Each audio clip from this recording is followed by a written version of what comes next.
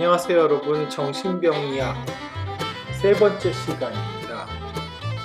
시간이 너무 빨리 가고요. 매주 이 제작을 해야 된다는 게 얼마나 큰 부담인지 모르겠습니다. 오늘은 제가 가지고 있는 거의 유일한 패션 시계라고 할 수 있는 다니엘 웰링턴 영상과 함께 시작을 하겠습니다. 다니엘 웰링턴이 특별히 더 와닿는 것은 최근 21세기의 단일 패션 브랜드로서 이 정도의 위치를 차지한 얘를 찾아보기 어렵다는 점에서 강점이 있죠. 그거보다 더 반가운 이유는 이 DW라는 약자가 우리 덕성여자대학교의 이니셜하고 정확하게 일치한다는 겁니다. 그런 면에서 우리 학교 학생들이 이 팟캐스트 학교에서 좀 기념품을 하나씩 지급하면 어떨까 하는 그런 생각이 들기도 해요. 더군다나 이제 크림슨 계통의 나토스트랙 같은 경우에는 워낙에 우리 학교의 색깔하고도 일치하기 때문에 이런 걸 하나씩 지급하면은 학교에 대한 더 많은 호감과 애정이 좀 생기지 않을까라는 쓸데없는 얘기를 하면서 오늘 본격적으로 수업의 내용으로 시작하도록 하겠습니다. 안녕하세요 여러분, 정신병리 세 번째 시간입니다. 이번 시간에는 진단과 예후에 대한 것들을 살펴볼 겁니다.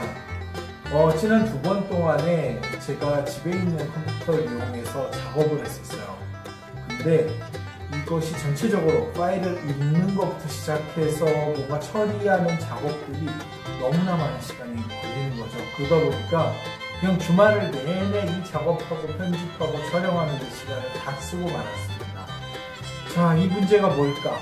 문제가 발생하면 문제가 왜 나타나는지를 정확하게 진단하는 작업이 중요하죠. 자, 제가 진단을 해보니까 컴퓨터가 너무 낡은 거예요. 제가 쓰는 게 제가 처음에 교수가 될 때 산 거거든요.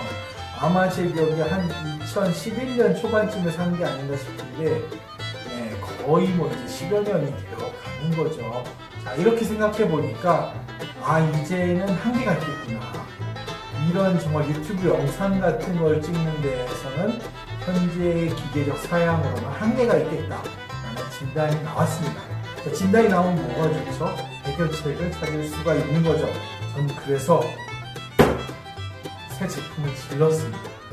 어마어마하게 비싸고 정말 제 월급에 이런 거를 막 사서 만들어도 되는 건지 라는 많은 갈등이 있었습니다. 자, 좀 학교에서 지원을 해주면 더 좋을 텐데요. 그런 바람을 가지면서 자, 오늘 그래서 가장 중요한 내용들, 진단과 예후에 대한 것들 살펴보도록 하겠습니다. 현재 진단책에는 DSM-5라는 걸 쓰고 있죠. 아시다시피 미국 정신의학회에서 만들고 있는 진단책입니다.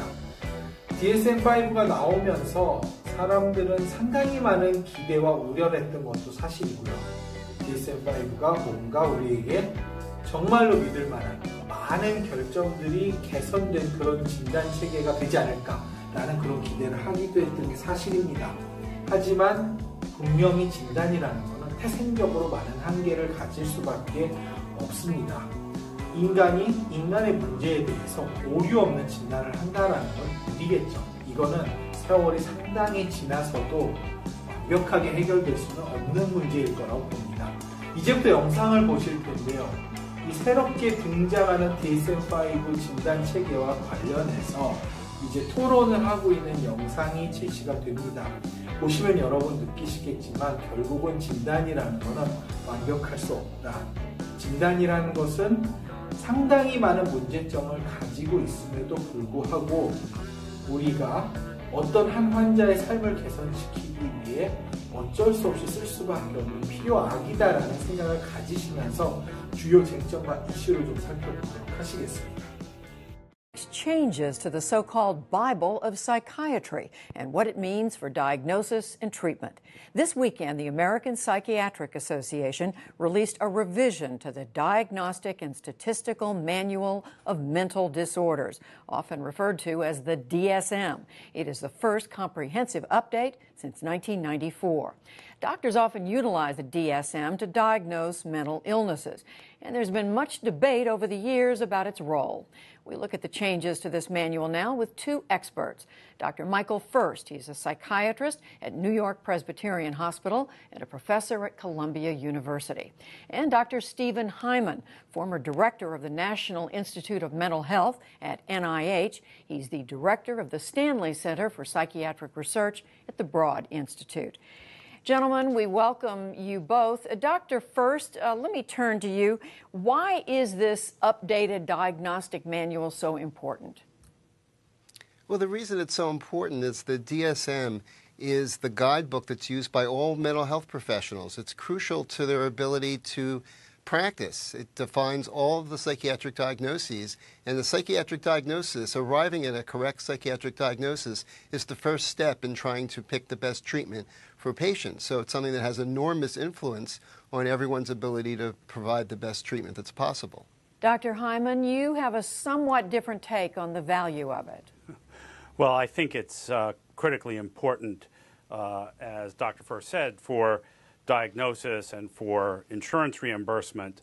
But I think that the DSM is scientifically early. The brain gives up its secrets grudgingly, and we have to understand the DSM as a set of guidelines to diagnosis of often very serious disorders, but not as the Bible of psychiatry. It is hardly meant to be, by either the people who wrote it or in reality, a perfect mirror of nature. If it's an imperfect thing, Dr. Furst, how does that affect what doctors can do and how patients are helped or not helped? Well, it's imperfect mainly because our understanding of the core of how mental disorders, what's behind mental disorders, remains, there's a lot more to be understood. And certainly as we understand more over the years, our ability to provide the ultimately best treatment will continue to be improved. But what the book does now, it's really a culmination of what we know about mental disorders, and that's very, very helpful in being able to pick the right treatment. So I agree with Dr. Hyman. It's certainly not a Bible. I think a better way to look at the DSM, it's like a dictionary. It allows people to communicate. Allows mental health professionals to communicate with one another. It allows them to communicate with their patients. And it allows us to communicate with administrators so that we're all talking about the same conditions. It has its limits because our knowledge of the way mental disorders work has their limits. Dr. Hyman, so how are patients affected by the changes in this new version of the manual? Well, I think the most important thing are patients. I mean, after all, diseases like schizophrenia, bipolar disorder, autism, depression, OCD, and I could go on, are the most disabling disorders in aggregate in the United States and cause enormous suffering. It's critical that doctors and, in fact, all mental health professionals have ways of matching patients with treatments, and also that the whole administrative apparatus around medicine has a way of reimbursing those things. What the DSM does is to provide a shared language so that mental health professionals and patients and insurance companies know they're talking about the same thing. And I think that's all well and good as long as we don't assume that every semicolon in the document is somehow rigidly guiding us. And so in the end, I hope that with this new revision and despite the controversies, that well-trained mental health professionals will still make sure that all patients in need of services get services. And I don't really see anything in the revisions that should get in the way of that. Well, that's a question, Dr. Furst. How much danger is there? Because there are some changes in here. For example, Asperger's is, I guess, no longer in a separate category. It's put under the heading of autism, but that's just one of a number of modifications that were made. How do you see patients being affected by this? Well, the belief is that since the manual reflects the current science, and science continues to move along, perhaps slower than a lot of people would like it to, but there is still a continuing improvement in our description of mental disorders and our ability to be able to predict their course. So the DSM will provide patients as well as their clinicians with the most up-to-date information to be able to provide help. Again, it's far from perfect, but it's still extremely useful, and it's the best we have. And I think we have a lot to offer our patients, and the DSM is really the most up-to-date tool to provide that help to our patients. But I heard Dr. Hyman say that if professionals interpret it too rigidly, that could be harmful. That's true. It's one of the rules on the front of the DSM that's been there actually since the beginning. Is it says it very, very clearly. It's not to be used as a cookbook. Clinical judgment. You know, people go and learn how to be mental health professionals and spend years in practice gaining a skill, and that skill is the ability to use their clinical judgment in making decisions. And that clinical judgment remains crucial. The DSM is part of the decision-making process for making a psychiatric diagnosis. And Dr. Hyman's actually absolutely right. If somebody were to open up the book and just read the words and just apply them without using any clinical judgment, that could be very, very harmful. But that's completely at odds with the way the book's supposed to be used. And it says so in the front of the book in plain language. This is not a cookbook. This must be used with clinical judgment. Dr. Hyman, what about the use that insurance companies and others make, even educational institutions make of this, and how doctors use it? Well, I often say that doctors use the book, but just in the way that Dr. First said, with clinical judgment.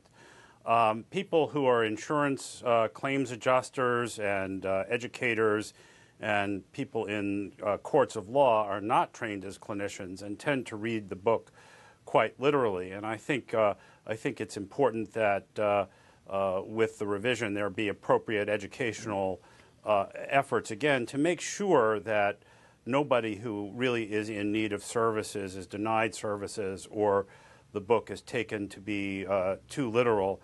I think given our current state of knowledge, there have to be compromises, and the book provides a way of communicating between clinicians and patients and people like insurance claims examiners. That said, I think the greatest problem with the book, and I think Dr. First and I agree with this, the people who should take it least literally are scientists, because you can get yourself into the fix that if you recognize that the book is imperfect, but you force yourself to follow every dictate quite literally, then you find yourself unable to make the very necessary progress that psychiatry needs. Again, the brain is the most complicated organ in the history of human scientific endeavor, and we need to be able to approach it with an open mind. Well, it does offer some big changes, and we thank you both for helping us at least understand a part of how it all works. Dr. Michael First, Dr. Stephen Hyman, we thank you both. Pleasure. Thank you. 자, 이럴 때일수록 열심히 운동도 하면서 자, 몸을 챙겨가면서 그렇게 공부를 해야 될 것 같습니다. 그래야 우리가 이 코로나 사태를 잘 이겨낼 수 있겠죠. 자, 두 분의 논쟁 잘 보셨을 거예요. 그러면 여러분이 뭘 느껴지시냐면 결국은 진단이라는 게 완전할 수 없다는 거, 상당히 많은 문제를 가지고 있습니다. 자, 그래서 우리는 얼마든지 진단에 대해서 비판적인 시각을 가질 수 있고요. 반드시 진단에 대해서 비판적인 시각을 가져야 됩니다. 그래야 다음번 진단이 더 좋아지겠죠. 하지만 우리가 그럼에도 불구하고 진단을 무시할 수 없는 것은 진단이 없이 우리가 환자를 어떻게 치료할 것이냐라는 것을 생각해야 된다는 거죠. 자, 우리가 진단을 내리지 않고 과연 그 사람을 위해서 어떤 행위를 해줄 수 있을 것인가, 혹은 사회에서 진단이 없이 그 사람에게 어떠한 도움을 줄 수 있을 것인가를 생각해 봐야 되겠습니다. 자, 대표적으로 우리 코로나 사태를 생각해 볼 수 있을 것 같아요. 자, 코로나 지금 보면은 정부에서 진단을 지원해 주는 사람들과 정부에서 진단을 지원해주지 않고 사비로 직접 검사를 받아야 되는 사람들이 존재하고 있어요. 자, 모든 사람들에게 국가가 혜택을 주면 가장 좋을 거예요. 그러니까 모든 사람들에게 다 진료비나 격리에 필요한 비용도 나라가 다 대주고, 그리고 진단도 모두 나라의 돈으로 하면 가장 좋긴 하겠죠. 하지만 국가 예산이라는 게 무한정이 있는 게 아니기 때문에 결국은 복지도 대상을 선별할 수밖에 없습니다. 그럴 때 우리가 선별을 하는 원칙 중에 하나가 진단이죠. 진단을 통해서 이 사람이 양성인가, 음성인가, 혹은 고위험군인가에 따라서 국가가 어느 정도 이 사람을 위해서 비용을 지불할지가 결정이 되는 거죠. 정신과적인 문제도 마찬가지입니다. 우리가 이런 의사결정을 할 때 한 명 한 명이 진단으로 내리기에는 뭔가 개개인만의 고유한 특성이 가지고 있다는 이유만으로 진단을 배격하고 그 사람 하나하나의 사연을 들어가면서 복지에 대한 결정을 할 수는 없는 거죠. 우리는 조현병 이상은 국가에서 지원해준다 어느 정도, 혹은 지능에서 얼마 이하가 되면 그 사람들에 대해서 어떠한 도움을 준다라는 이런 식의 결정을 할 수밖에 없는 거죠. 따라서 환자를 위한 관점에서 봤을 때 제대로 된 치료를 위해서도 또한 어떤 행정적인 지원을 위해서도 진단은 필요악이라고 볼 수밖에 없습니다.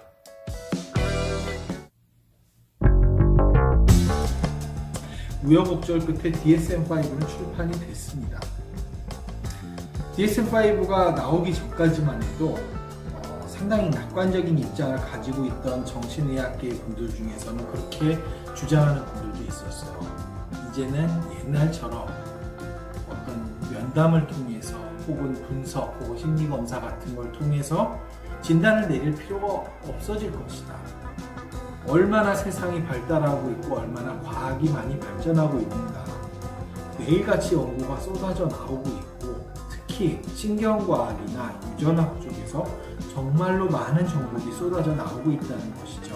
그러니까 DSM-5가 나올 때쯤 되면 그런 정보들만으로도 상당히 신뢰도와 타당도가 보장되는 그런 진단이 가능할 거다라는 주장이 있었던 것이죠.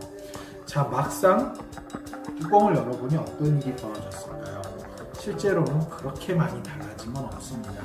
DSM-5는 이전 판과 비교해 봤을 때 근본적인 차이는 없고요. 그냥 다소 불편했던 부분들이 개정된 부분이 존재하고요.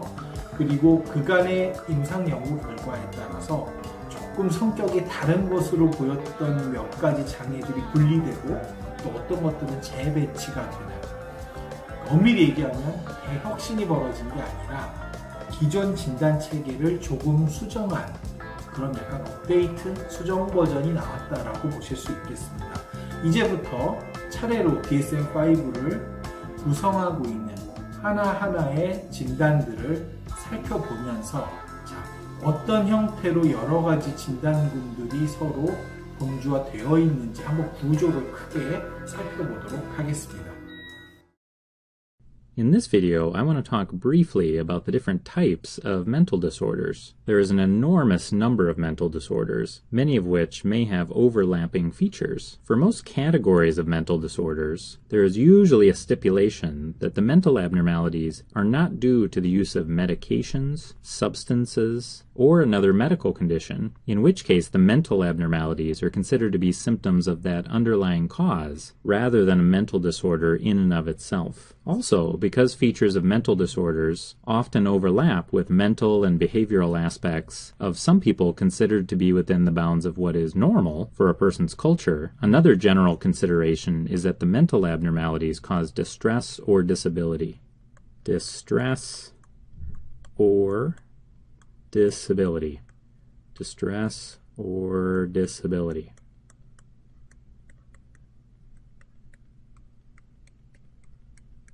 And this is a key point because that means that a person that's just unusual or eccentric does not have a mental illness, so that a person that's a little weird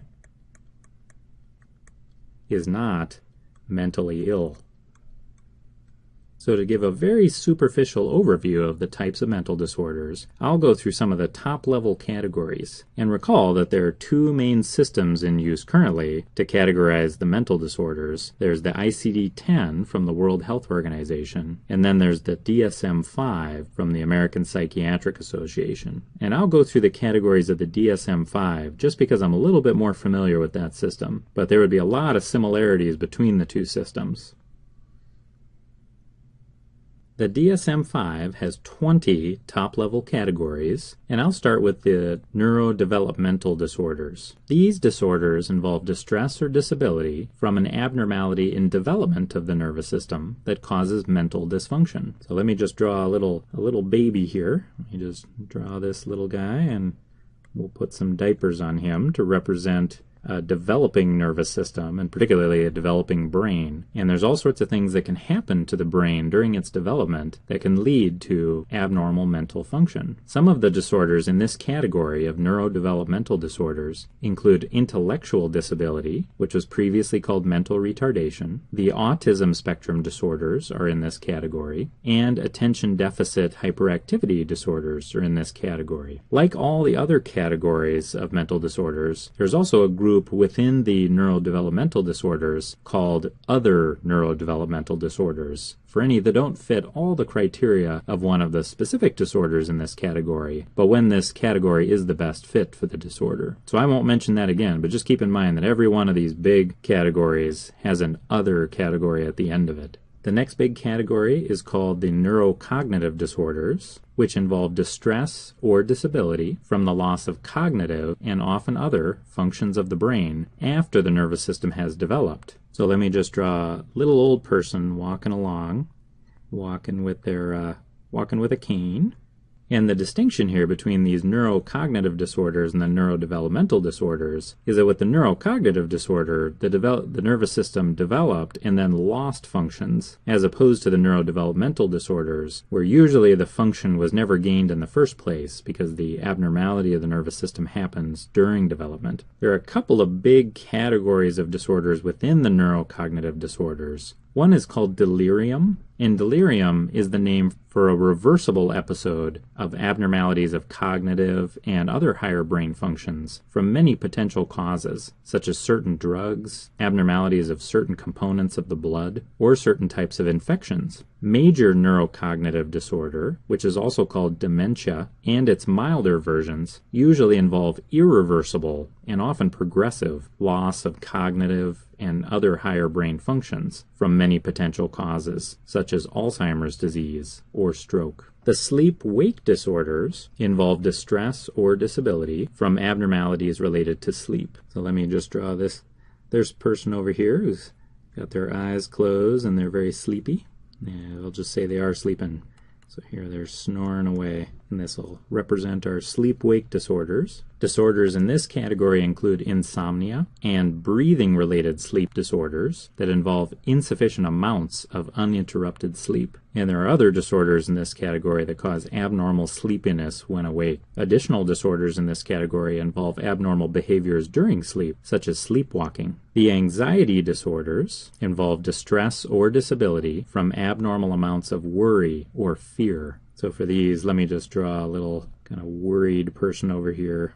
Just looking very, very worried about this whole situation. Some of the anxiety disorders are specific to certain stimuli, which are known as phobias. Like a lot of people have a phobia of spiders or snakes, while other disorders in this category are not specific to certain stimuli, including a common one called generalized anxiety disorder. Panic disorder is in this category, which involves panic attacks, which are episodes of intense anxiety that may cause people to be afraid to leave their homes. The depressive disorders involve distress or disability from abnormally negative mood. Let me put a frowny face right here to represent abnormally negative mood. The term mood is used in several ways. One way the term mood is used is to refer to a long-term emotional state, which may be positive or negative. In this way, the word mood is related to emotions, but emotions are thought of as usually brief experiences, often related to specific stimuli, like getting something you want, whereas mood is more persistent and may or may not be related to specific events in a person's life. The second way the term mood is used is as the subjective experience a person has of their emotions, and another term, affect, is often used to describe how a person's emotional state appears to others, so that mood may refer to what a person is saying they feel, like they may say they feel sad, while affect may refer to the person crying. In addition to negative mood, the depressive disorders often involve related symptoms, such as feelings of hopelessness or loss of enjoyment in activities. These disorders carry a particularly high risk of suicide, which is a major cause of death in people with many types of mental illness. Bipolar and related disorders involve distress or disability from abnormal mood, similar to the depressive disorders, but the difference is that these disorders may have periods of abnormally positive mood, which are called mania. So let me draw, in addition to this frowny face here, let me draw a very happy face and maybe a too happy face, kind of a way too happy face for mania. During periods of mania, people will often sleep little, talk fast, and may make bad decisions from impaired judgment about the risks of activities or their own abilities, and this can lead to all sorts of social or legal problems with this category of disorders. Schizophrenia spectrum and the other psychotic disorders is the next category, which involves distress or disability from what is called psychosis. So for that, let me draw this person up here, and we'll say up in their brain, they're hearing voices, which is a common symptom of some psychotic disorders. Psychosis involves certain features, such as delusions or hallucinations. Delusions are fixed false beliefs not explainable by a person's cultural background, such as having special powers, or the idea that one's thoughts are controlled by somebody else. Hallucinations involve sensory perceptions without real stimuli, such as hearing voices that are not there. With psychosis, disorganized thinking may occur, as well as what are called negative symptoms, which may involve decreased emotional expression, motivation, or social behavior. Schizophrenia may have any of these features, and the other disorders in this category usually have some of them. The trauma and stressor-related disorders involve distress or disability that may occur after mentally traumatic or stressful events, leading to mood, emotional, behavioral, and other abnormalities. Post-traumatic stress disorder is the prototype disorder in this category, which has had many previous names because it has been common after wars throughout history. So let me just draw a soldier here carrying his gun to represent somebody who may have post-traumatic stress disorder. Give him a helmet too. But this can occur after many different types of stressors, in addition to war or combat. These disorders are common after all kinds of traumatic experiences, such as rape, assault, and natural disasters. Substance-related and addictive disorders involve distress or disability from the abnormal use of substances that affect mental functions. Let me just draw a glass of some kind of alcohol here to represent the different substances that can be related to this category, but there are a lot of substances that can affect mental functions and cause a substance-related disorder. These include alcohol, caffeine, cannabis, hallucinogens, inhalants, opioids, sedatives, hypnotics, anxiolytics, stimulants, and tobacco, amongst others. The mental effects of these substances may cause mental abnormalities similar to the other types of mental disorders, including mood abnormalities, anxiety symptoms, or psychosis. Other addictions like gambling are also included in this category because they share many aspects of addiction to substances.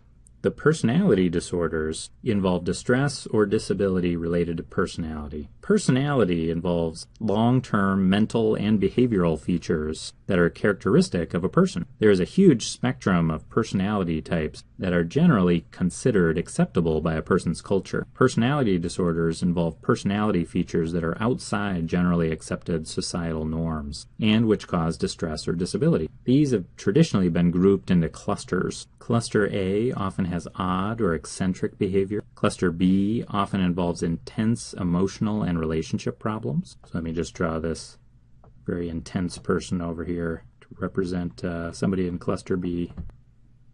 And Cluster C is often anxious, avoidant, or obsessive. Disruptive, impulse control, and conduct disorders involve distress or disability from behaviors that are unacceptably disruptive or impulsive for a person's culture. So let me just draw this person over here shouting very loudly in an inappropriate setting. 자, 여기부터 갑자기 영상이 끊겼네요. 제가 마무리하도록 할게요. 자, 강박장애가 그 다음이고요. 강박장애는 우리가 흔히 알고 있는 강박장애 외에도 몇 개의 장애군들이 이제 함께 지금 뭉쳐 있습니다. DSM-5에서 새로 등장한 거고요. 뭐 대표적으로는 신체 이형장애, 같은 것들 혹은 뭐 이렇게 저장장애 같은 것들이 여기 이제 같이 모여 있는데 공통적인 특징이라면은 어떤 저항할 수 없는 충동 같은 것들, 어떤 사고가 반복적으로 떠오르고요. 이거를 중화시키기 위한 어떤 행동들을 하는 것이 강박장애의 일반적인 특징이고요. 요 강박 관련 장애들도 대부분 이런 어떤 비슷한 경우들을 공유하고 있기 때문에 이것도 이제 같은 장애로 모여 있습니다. DSM-4까지는 이것이 불안장애로 이제 분류가 됐었죠. 자, 다음으로 보실 문제는 신체 증상 및 관련 장애입니다. 이 부분은 신체 질환, 즉 어떤 다른 정신과 이외의 어떤 과에서 흔히 볼 수 있는 어떤 병의 형태를 가지고 있다고 볼 수 있어요.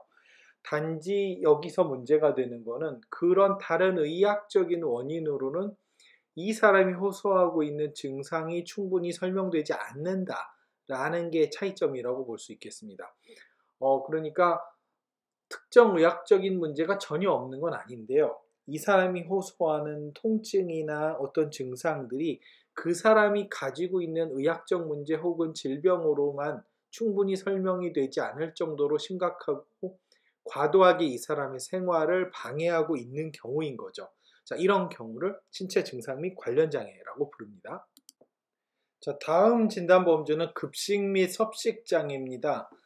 기존의 거식증 혹은 폭식증으로 많이 알려져 있던 병이고요. 신경성 식욕 부진증, 신경성 식욕 과다증 같은 형태로 진단명이 지금 정제되어 있습니다. 여기에 이제 폭식장애라는 것이 추가됨으로써 많이 먹는데 이것을 어떤 비워내고자 배출하고자 하는 행위를 하지 않는 장애가 여기 이제 추가돼서 새롭게 구성된 진단군이라고 하겠습니다. 네, 다음은 배설장애입니다. 유뇨증과 유분증이 제일 잘 알려져 있죠. 결국은 이제 배설 행위에 대해서 부적절한 배설 행위가 나타나는 패턴을 얘기하는데요. 보통은 그 사람의 발달, 연령대에서 당연히 해야 되는 배설 행위를 제대로 하고 있지 못할 때, 부적절한 배설 행위를 할 때, 혹은 문화적으로 도저히 받아들여질 수 없는 형태의 배설 행위를 할 때를 보통 이렇게 진단을 하고 있습니다. 자, 다음은 해리장애입니다. 해리장애는 우리가 어떤 인격의 통합성에서 문제가 발생하는 이런 경우를 해리장애라고 진단을 합니다. 통상적으로 인간은 자기 자신의 기억, 내가 느끼고 또 내 행동하는 것들이 어떤 일관된 나의 어떤 자아의 통제를 받게 돼 있습니다. 근데 어떤 사람들은 내가 살아서 지금까지 쭉 지내왔던 일생 중에 일부가 전혀 기억이 나지 않는다던가 혹은 때로는 가끔은 나의 전체적인 행동과 말과 모든 것을 내가 익숙한 어떤 자와 별개의 인격체가 통제를 하는 것 같은 느낌을 받는 경우도 있는 거죠. 그런가 하면 어떤 때는 갑자기 주변의 감각 경험이 전혀 다른, 내가 아닌 다른 어떤 존재가 경험을 하는 것처럼 느껴지는 그런 이상 증상이 나타나기도 합니다. 자, 그래서 해리장애는 상당히 많은 문학적이나 영화 같은 데에서 아주 표현을 하는 것을 좋아하는 그런 인기 주제긴 하죠. 근데 여기서 미리 꼭 말씀드리고 싶은 게 있습니다. 학생들 중에 해리장애가 너무 재밌다, 뭐 다중인격 이런 거 너무 알고 싶어서 꼭 난 이걸 전공하겠다라고 하시는 분들이 있는데, 네, 뭐 전공하는 건 좋습니다. 그런데 거의 이런 환자 병원에 잘 오지도 않고요. 만날 기회 없다고 보시면 되겠습니다. 저도 아직까지 해리장애 환자 한 번도 못 봤습니다. 있으면 꼭 좀 우리 학교에 데리고 와 주십시오. 좀 모시고 여러 가지 알고 싶은 게 많습니다. 그러니까 이것은 기본적으로 알고는 있어야 되지만 그렇게 쉽게 만날 수 있는 문제 아니다라는 거 꼭 강조하고 싶어요. 자, 오늘 설명할 진단군 중에서는 마지막에 해당이 될 텐데요. 성기능 부전 부분입니다. 자, 우리가 살면서 성행위는 상당히 중요한 인생의 한 파트죠. 자, 그런데 어떠한 형태로든 우리가 정상적인 성생활과 성적 만족을 얻는 데 있어서 장애가 발생되는 경우가 있을 수 있습니다. 성욕이 아예 생기지 않을 때도 있고요. 흥분이 되지 않는 경우들도 있습니다. 어떤 적당한 터치에 의해서 흥분이 되지 않는다던가 혹은 성행위 자체는 가능한데 전혀 오르가즘을 느끼지 못하는 문제들이 발생할 수도 있고요. 성행위 자체 가능하고 흥분 가능한데 아주 극심한 성교에서의 통증이 느껴지는 이런 경우들도 있을 수 있습니다.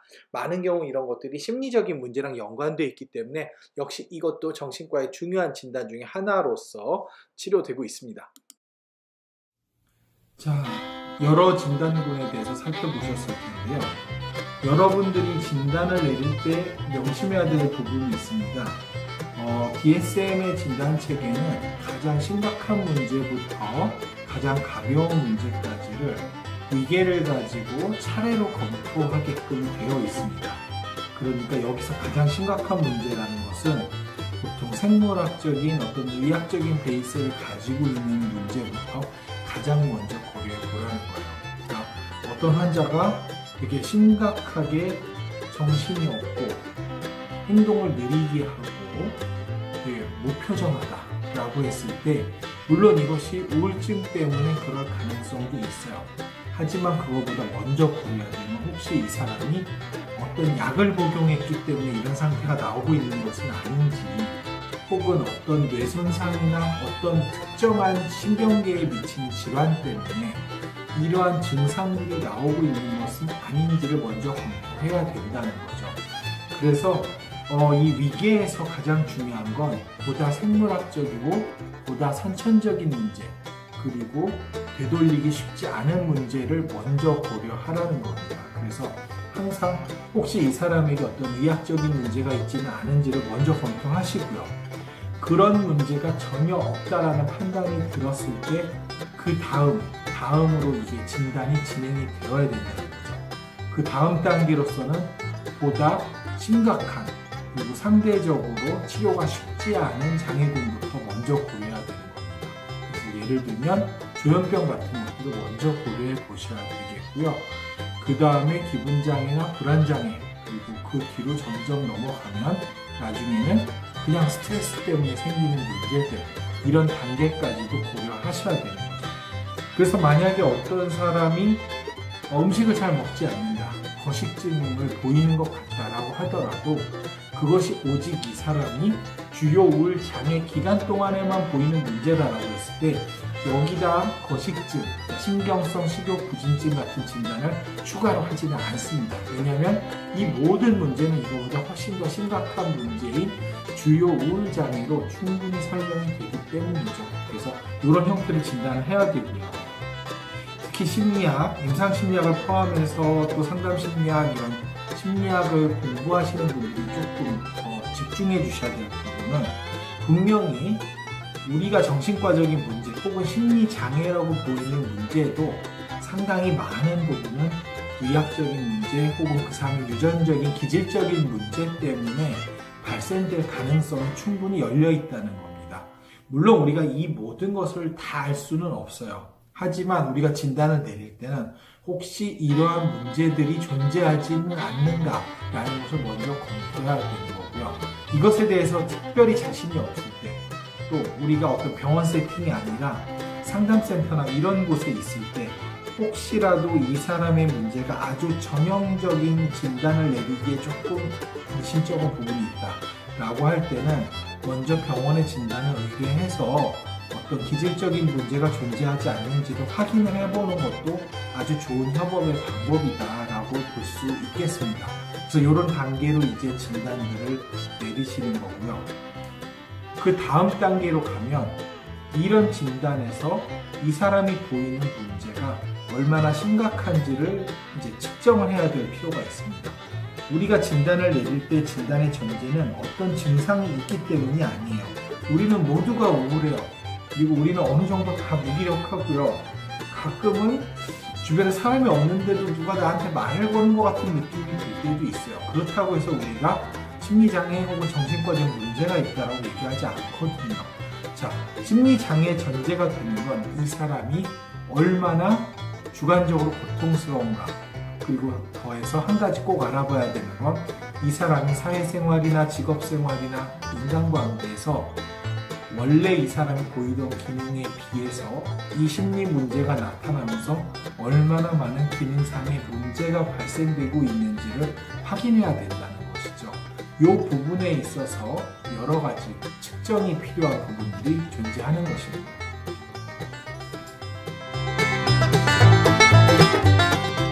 DSM-5 이전의 DSM-4까지는 5축 진단 체계라는 것, 다축 진단 체계를 사용했었습니다.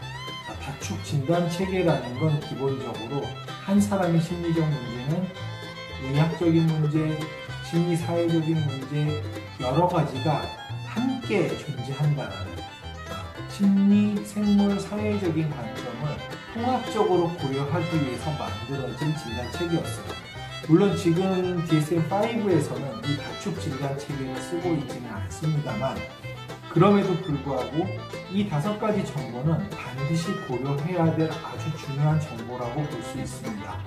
따라서 지금 당장 쓰고 있지 않다고 하더라도 이 DSM-4까지의 진단 체계에서 이러한 정보들을 어떤 것들을 살펴보았고 이것들이 왜 중요한지를 이해하는 게 꼭 필요할 것 같아요. 그래서 이번 시간에는 DSM-4까지 쓰였던 5축 진단 체계가 무엇인지 거기에는 어떤 정보들이 들어가는지를 좀 살펴보도록 하겠습니다. 자, DSM-4판까지는 공식적인 진단 체계였던 5축 장애, 5축 진단 체계에 대해서 한번 살펴보도록 하겠습니다. 5축 진단 체계는 통상적으로 한 사람의 진단을 낼 때 5축, 직접적으로 말씀드리면 5줄의 진단을 쓴다 라고 보시면 되겠어요. 첫 줄에는 1축 진단, 우리가 지금 알고 있는 어떤 진단명들이 여기에 포함이 됩니다. 조현병이나 주요 우울장애 이런 것들이 다 여기에 이제 포함이 됐고요. 그 외에도 자폐 스펙트럼 장애나 이런 것들도 다 1축에 해당되는 것들이었습니다. 그러니까 정신과에서 얘기하는 통상적인 진단들은 다 여기에 이제 포함이 됐고요. 자, 요거랑 좀 분리해서 상당히 장기간에 걸쳐서 꾸준하게 일어날 수 있지만 너무나 오랫동안 일어나서 사실은 그 환자조차도 때로는 그것의 심각성을 별로 자각하지 못하는 문제들이 있습니다. 대표적인 게 성격장애 혹은 이제 지적 기능에 문제가 있는 경우들인데요. 자, 이런 경우는 상당히 오랫동안 진행되어 온 문제이기 때문에 사실은 임상가가 별도의 관심을 가지고 이 정보를 확인하지 않을 경우에 놓치고 지나갈 수도 있는 문제들이에요. 더군다나 이 문제들의 경우는 1축 진단과는 별개의 치료 방법을 써야 되는 경우들이 있습니다. 그렇기 때문에 이 2축에 대한 정보들을 수집하는 것을 매우 중시했었고요. 자, 3축으로 가면은 일반적인 의학적 상태, 이 사람이 지금 신체적으로 어떤 문제들이 있는지, 어떤 병을 경험하고 있는지 같은 것들이었습니다. 자, 이것들은 이 환자의 직접적인 이 증상의 원인이 꼭 되는 건 아니더라도요. 반드시 어떤 이 환자의 정신과적인 치료를 담당하고 있는 스태프들이 알고 있어야 될 정보들, 때로는 어떤 정신과적인 문제를 유발시키는 데 기여를 했을 수도 있고요. 때로는 치료를 어렵게 하는 문제들, 또 이후에 경과 혹은 재발을 하는데 분명히 역할을 할 수 있는 이런 의학적인 부분들에 대해서 모두 기록을 하게끔 했었습니다. 자, 물론 이 부분은 심리학을 전공한 사람들에게 사실은 되게 익숙한 부분들은 아니었었어요. 하지만 분명히 이 5축 진단 체계가 강조한 거는 인간의 마음의 병이라는 게 단순히 심리사회적인 원인 때문에 오는 것만은 아니고 분명히 의학적인 부분, 생물의학적인 부분들을 잘 고려해야 된다는 내용들, 그런 것들을 함께 담고 있었던 거죠. 자, 그 다음에 이제 4축에 넘어가면 주로 스트레서를 비롯한 이 사람의 심리사회적 환경적 요인들이 무엇이 있는지를 역시 쓰게 되어 있었습니다. 그러니까 3축에서는 이 사람의 병과 관련돼서 꼭 알고 있어야 되는 의학적 문제들, 그리고 4축에는 심리사회적인 문제들을 적게 되어 있는 거죠. 대부분은 이제 스트레서가 되는 원인들을 많이 쓰고 있지만 때로는 남들이 보기에는 되게 잘된 일인 것 같지만 실은 이 사람에게 그게 어떤 압박감, 부담이 될 수 있는 일들도 있어요. 갑자기 승진을 했는데 너무 여기저기를 다녀야 되고 일의 근무 시간이 는다던가 이런 것도 사실은 월급이 늘고 이런 면에서는 장점이 될 수는 있지만 분명 이 사람에겐 큰 변화이자 스트레서가 될 수 있거든요. 따라서 이런 내용들도 이 사람을 치료하는 입장에서 반드시 알아야 되는 내용들이라면 4축에 기록을 했었던 거죠. 그리고 마지막에 5축에는 이 사람의 전반적인 기능 상태, 이 사람이 지금 사회에서 어느 정도 수준의 자기 역할을 하고 살 수 있는지를 정량화해서 숫자, 점수로 부여할 수 있는 가프 스코어라는 것을 이제 제시하고 있었습니다. 자, 정신과적 진단체계는 원인 중심의 진단체계에서 점차로 범주화된 어떤 진단명을 붙이고 그 진단명에 해당하는 증상들을 확인하는 이런 작업으로 변해왔습니다. 그래서 지금은 이 기술적 진단체계는 거의 범주를 찾아내는 어떤 진단명을 찾아내는 진단 방식을 채택하고 있다라고 봐도 되겠어요. 물론 이런 범주형 사고는 우리에게 상당히 마음을 편하게 어떤 의사결정을 간명하게 해주는 기능이 있어요. 우리는 그 사람이 어떤 사람인지를 이해할 때 그 사람이 어떻게 살아왔는지를 종합적으로 이해하기보다는 그 사람의 혈액형이 뭔지, 성격이 무슨 유형인지 이런 걸 먼저 알고 싶어하죠. 그런 걸 통해서 그 사람이 누군지를 쉽게 한두 가지 단어를 통해서 많은 것들을 이해하고 싶어 합니다. 하지만 진단에 있어서 모든 것이 그렇게 되는 것은 아니죠. 경우에 따라서는 의학적인 문제에 있어서도 그렇게 이 사람은 무슨 병이다라고 진단 내리기 어려운 경우들이 있어요. 자, 대표적으로 비타민 결핍증 같은 것들이 그런 예라고 할 수 있죠. 우리는 살면서 비타민이 중요하다는 걸 알기 때문에 다양한 형태의 비타민을 복용하고 있습니다. 자, 실제로 의학에서도 비타민 결핍증 같은 것들이 하나의 중요한 진단인데요. 자, 근데 여기서 비타민 결핍증이란 우리 몸에 비타민이 없다라는 의미가 아니죠. 단지 권장 비타민 양에 비해서 우리 몸의 체내에 충분한 정도의 비타민이 존재하지 않는 것 때문에 우리가 어떤 이것을 외부의 어떤 다른 약제 형태를 통해서 섭취를 하는 것이거든요. 그렇기 때문에 의학적 체계라고 해서 어떤 차원적인 정보를 중요하게 여기지 않는다라는 건 절대 아니라는 거죠. 자, 단적인 예로 우리가 진단을 내리는 데 있어서 가장 중요한 것 중 하나는 이 사람의 기능이 어느 정도 손상되어 있는지를 보는 겁니다. 왜 이것이 중요하냐면 결과적으로 이 사람이 치료가 되어서 나아졌을 때 얼만큼 나아졌는지라는 것은 결국은 그 사람이 과거에 어느 정도 기능 수준을 했었는지 밖에 안 되거든요. 예전에 이 사람이 친구 2명과 잘 지냈는데 지금 친구랑 아무랑도 연락을 못하고 지낸다. 그럼 이 사람의 병에서 치료가 되면 갑자기 친구 20명과 친하게 지낼 수는 없는 거거든요.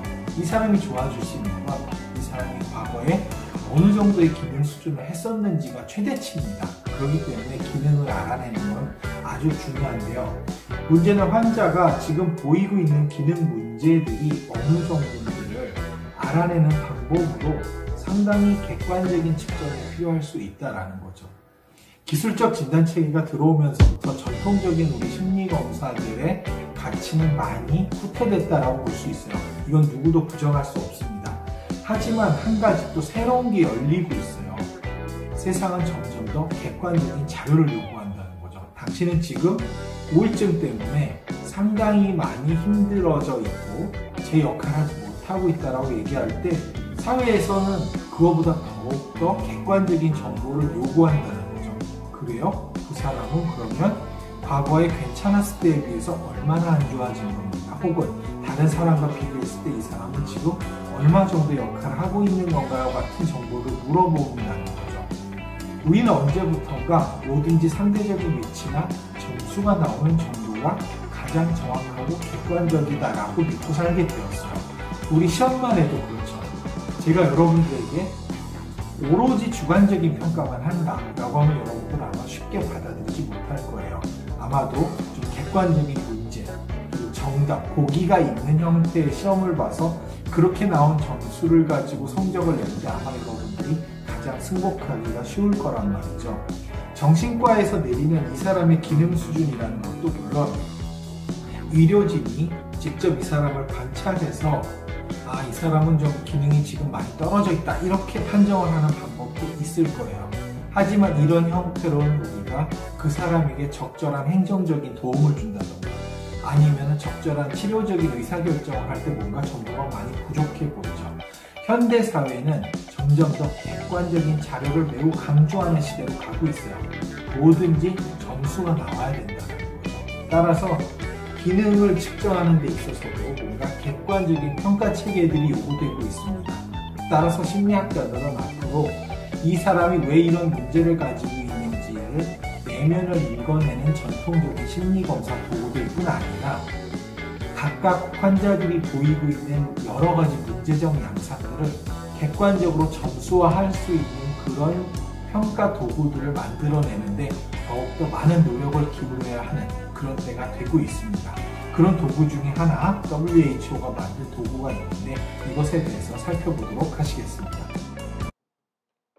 자, WHO에서 만든 환자의 전체적인 사회적, 직업적 기능들에서의 어떤 장애가 일어나고 있는지를 알아볼 수 있는 이런 측정 도구가 바로 후다스, 아마 뭐 이렇게 발음할 것 같은데요. 후다스 2.0이 있습니다. 36문항짜리고요.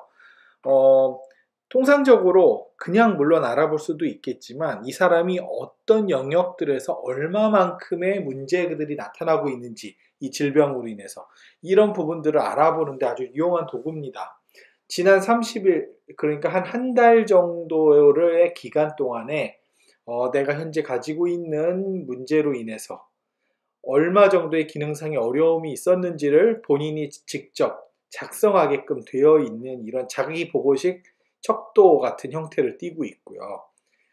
그래서 전체적으로 나의 인지 기능 같은 거, 나의 이해 능력이라던가 의사소통 능력은 어느 정도인지 뭐 이런 것들도 알 수 있고요. 그리고 내가 스스로 얼마나 움직일 수 있는지, 어디 나가다닐 수 있는지 그런 능력들도 알아보고 있고요.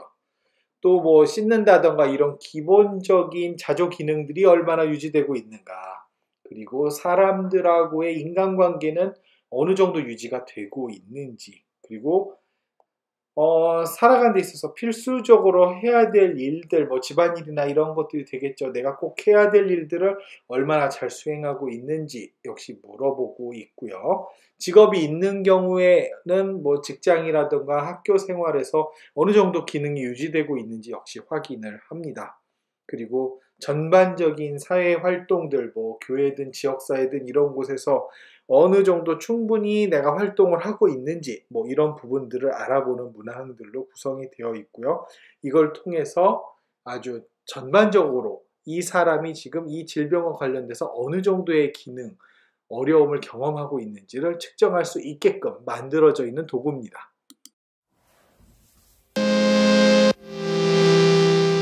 자, 이번 시간에 진단과 예후에 대해서 살펴봤는데요. 자, 진단이 무엇 때문에 필요하냐에 대해서 제가 아직 한 가지 말씀드리지 않은 부분이 있어서 이거에 대해서 설명을 드려야 될 것 같아요. 자, 수도 없이 많은 치료법들이 계속 나오고 있어요. 많은 사람들이 연구를 하고 있고, 그래서 우리가 논문을 검색해보거나 책을 볼 때마다 새로운 치료법들, 새로운 약들이 꾸준하게 계속 등장하고 있습니다.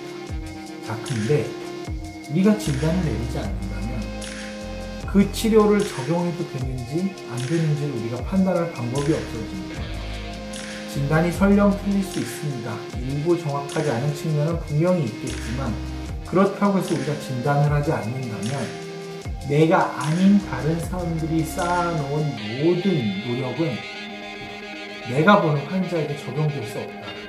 결국 그렇게 된다는 것은 오직 내 환자는 내 경험과 내 판단에 의해서만 도움을 받아야 된다. 자, 우리 인류가 지금까지 과학을 발전시켜온 이유가 뭘까요? 결국은 서로 우리 개개인의 능력, 개개인의 머리는 너무나 한계가 있기 때문에 서로 힘을 합쳐서 한 사람의 힘은 작지만 여러 사람의 힘을 합쳐서 인류를 조금 더 좋은 삶으로 이끌어가자는 게 우리가 지금까지 과학을 발전시켜온 이유입니다.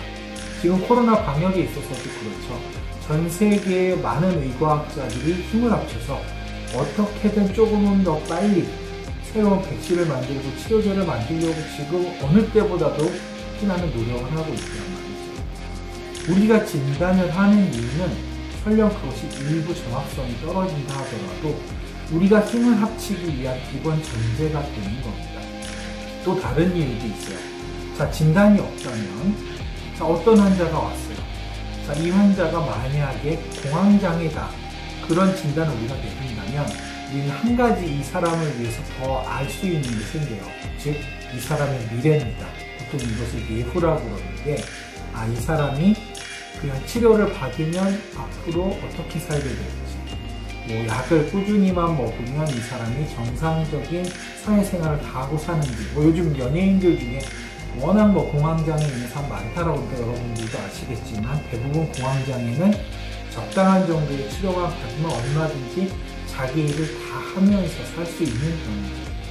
하지만 이 환자가 만약에 조현병이라는 진단을 받았다라고 그러면 이 환자가 앞으로 어떠한 삶을 살게 될지는 전혀 다른 게 되는 거죠. 아마도 조현병이 걸린 환자의 경우 자기가 원래 하던 정도의 직업적인 수행을 그대로 이끌어 나갈 가능성은 좀 약하다고 봐야 될 겁니다. 즉, 이 사람의 미래에 대해서 새로운 계획을 세워야 되는 거죠. 이 모든 것들을 그럼 우리가 어떻게 예측할 수 있느냐? 결국은 남들이 해놓은 연구와 관찰 기록에 남아있기 때문이에요. 조현병은 이렇다, 공황장애는 이랬다라는 그 기록을 우리가 대조해서 확인해 보기 위해서는 결국은 진단이 필요하다는 거죠. 진단이 있어야만 이 사람이 앞으로 어떻게 될지, 그리고 어떤 치료를 해야 할지를 우리가 결정할 수 있다는 겁니다. 따라서 초진단적인 접근도 좋고 진단에 대해서 비판적인 접근도 좋습니다. 하지만 그 전제는 기존 진단 체계를 조금 더 낫게 만든다라는 그런 마인드에서 시작되어야 되는 거지. 진단은 필요 없어. 나는 그냥 내 환자에 대해서 충실히 내 온 마음을 당해서 그냥 이해해 볼 것이다 라고 얘기하는 거는 나는 이 환자를 위해 세상에 존재하는 수도 없이 많은 좋은 옵션들을 다 버리고 단지 나 혼자의 독단적인 능력, 나의 판단만을 이용해서 환자를 돕겠다라는 결정을 하는 게 됩니다. 이것은 결코 환자를 위한 최선이 될 수 없고요. 더 나아가서는 환자에 대한 일종의 범죄 행위라고 볼 수도 있습니다. 그래서 진단은 다시 한번 강조드리지만 완벽한 행위 아니고요. 특히 정신의학에서 진단은 더더군다나 상당히 많은 약점을 가지고 있지만, 하지만 이것이 우리가 현 시점에서 할 수 있는 최선이다 라는 걸 강조드리고 싶습니다. 코로나 사태가 아직도 충분히 해결되고 있지 못합니다. 그래서 여전히 이제 계속 저는 미리 제작된 방식의 수업을 진행하고 있는데요. 지금 한 가지 검토를 하고 있습니다. 혹시 라이브 수업을 할 수 있을지에 대해서 제가 좀 몇 가지 검토를 하고 있으니까요. 이번 주 말고 다음 주에는 혹시 우리가 월요일에 정해진 시간에 함께 화면에서 서로 의사소통을 하면서 수업을 진행할 수 있을지도 모르겠습니다. 그러면 그날까지 여러분들 건강하게 계시기 바라겠습니다. 오늘 수업과 함께 했던 다니엘 웰링턴 시계입니다. 나토 밴드의 검은색 다이얼, 아주 스타일리시한 시계죠. 그래서 개인적으로 뭐 고가형 시계라고 볼 수는 없지만 상당히 캐주얼에 즐겁게 차고 다니는 시계 중에 하나입니다. 오늘 다니엘 웰링턴 시계를 소개해드린 이유는 물론 DW라는 이니셜 때문이기도 하지만 다른 한편으로 다니엘 웰링턴은 혁신의 아이콘이라고 할 수 있습니다. 시계하면 뭐 여러 가지 의미를 부여하시는 분들도 있지만 결과적으로는 그냥 패션 아이템이죠. 시계라는 건 결국 그냥 팔에 차고 다니는 거고 액세서리입니다. 근데 기존 시계들이 간과했던 건 기능이나 이 앞면 다이얼에만 너무 집착했다는 점이 있어요. 자, 그런데 실제로 시계를 차면 상당히 많은 부분들은 이 줄 스트랩 부분에 집중할 수밖에 없습니다. 그런데 이게 결정적으로 옷하고 색깔을 맞출 수가 없어요. 특히 캐주얼일 때 더 그렇죠. 내 옷은 여러 가지 색깔이 있는데 시계는 언제나 검은색이나 흰색, 뭐 은색 요 정도에서 베리에이션을 가지고 선택할 수밖에 없는 거죠. 자, 다니엘 웰링턴은 이 문제를 어떻게 해결했느냐. 자, 나토 줄이라는 이런 어떠한 색깔도 잘 받는 나일론 줄을 선택함으로써 한 사람이 시계를 살 때 뭐 10개든 20개든 다양한 색깔의 나일론 줄을 구매해서 얼마든지 편하게 교체해서 그날그날의 분위기에 맞춰서 차고 나갈 수 있게끔 만드는 게 아주 혁신적인 선택이라고 할 수 있었습니다. 더군다나 이 줄 자체가 나토 줄이 가장 교체하기가 쉽죠. 심지어 줄 가격도 제일 싸고요. 이것 때문에 옷에 맞출 수 있는 아이템으로서 시계를 거듭나게 한 점이 다니엘 웰링턴의 첫 번째 혁신이라고 할 수 있습니다. 두 번째 혁신 포인트는 과감하게 시계에서 저렴해 보이는 부분을 가릴 수 있는 전략을 찾았다는 겁니다. 이 시계는 배터리를 넣어서 돌아가는 전형적인 쿼츠 무브먼트를 쓰고 있는 시계입니다. 쿼츠를 쓰다 보니까 상대적으로 이렇게 얇게 나올 수 있었던 거고요. 그리고 상당히 저렴하게 제작비를 뽑을 수 있었던 거죠. 자, 근데 이 쿼츠 무브먼트는 결정적인 약점이 있어요. 초침이 언제나 1초에 한 번씩 이동을 하는데 이것이 자연스럽지도 않고 상당히 이 시계가 저가, 저렴한 시계라는 느낌을 강력하게 주게 됩니다. 이게 사실은 쿼츠 시계를 살 때 많은 사람들이 좀 망설이게 되는 거고요. 초침이 물 흐르듯이 지나가는 오토매틱 시계를 선호하게 되는 이유인데요. 다니엘 웰링턴은 이 항상 쿼츠 시계에서 문제가 되는 초침, 부자연스럽게 끊어지는 초침을 아예 어떤 방식으로 해결했냐? 그냥 초침 자체를 없애는 것으로 해결한 거죠. 나의 약점이 있다면 과감하게 그것은 보이지 않겠다라는 전략이 두 번째 혁신이라고 할 수 있겠습니다. 세 번째 혁신은 홍보 방법에서 시대를 앞서갔다는 점에 있을 것 같아요. 기존의 시계들은 대부분 고급 잡지라던가 언론을 통해서 주로 홍보를 하는데 사실 이런 신생 브랜드들이 그런 데에 돈을 쓴다고 해서 갑자기 인지도가 올라가지도 않습니다. 다니엘 웰링턴이 선택한 건 일단 이 시계가 무엇인지 한눈에 알아볼 수 있게 디자인을 통일해서 아주 아이코닉한 디자인을 만들었다는 것과 철저하게 SNS를 중심으로 해서 홍보를 했다는 것, 셀럽들에게 시계를 제공하고 그들이 자연스럽게 이 시계를 소개하게끔 사진에 게시하게끔 만들었다는 점이 상당히 혁신적인 선택이었죠. 이 세 가지가 이 브랜드를 오늘날 상당히 패션 시계 업계를 주도하는 하나의 큰 회사로 단시간에 성장시킨 원인이었던 것 같습니다.